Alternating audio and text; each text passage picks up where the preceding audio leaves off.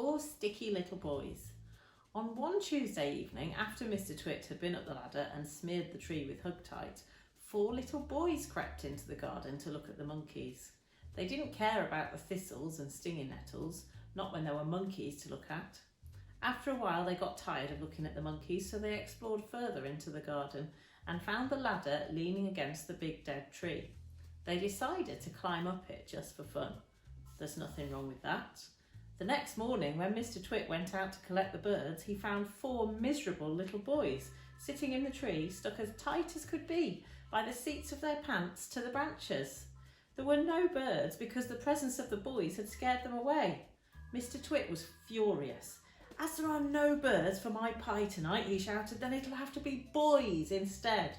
He started to climb the ladder. "Boy pie might be better than bird pie," he went on, grinning horribly. "More meat and not so many tiny little bones."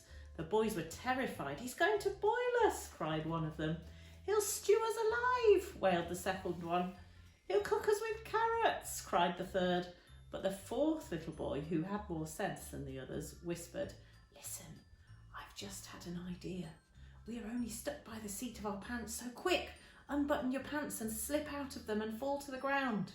Mr. Twit had reached the top of the ladder and was just about to make a grab for the nearest boy when they all suddenly tumbled out of the tree and ran for home with their naked bottoms winking at the sun.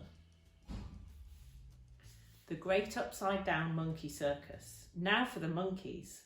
The 4 monkeys in the cage in the garden were all one family. They were Mugglewump and his wife and their 2 small children.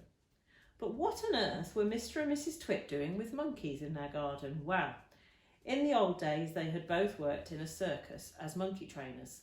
They used to teach monkeys to do tricks and to dress up in human clothes and to smoke pipes and all the rest of that nonsense. Today, although they were retired, Mr. Twit wanted to train monkeys still. It was his dream that one day he would own the first great upside-down monkey circus in the world. That meant that the monkeys had to do everything upside down. They had to dance upside down on their hands with their feet in the air. They had to play football upside down. They had to balance one on top of the other upside down, with Mugglewump at the bottom and the smallest baby monkey at the very top. They even had to eat and drink upside down, and that is not an easy thing to do because the food and water has to go up your throat instead of down it. In fact, it is almost impossible, but the monkeys simply had to do it. Otherwise, they got nothing.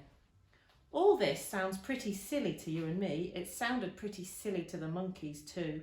They absolutely hated having to do this upside down nonsense day after day.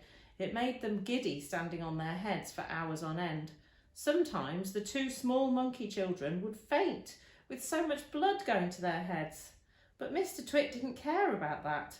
He kept them practicing for 6 hours every day. And if they didn't do as they were told, Mrs. Twit would soon come running with her beastly stick.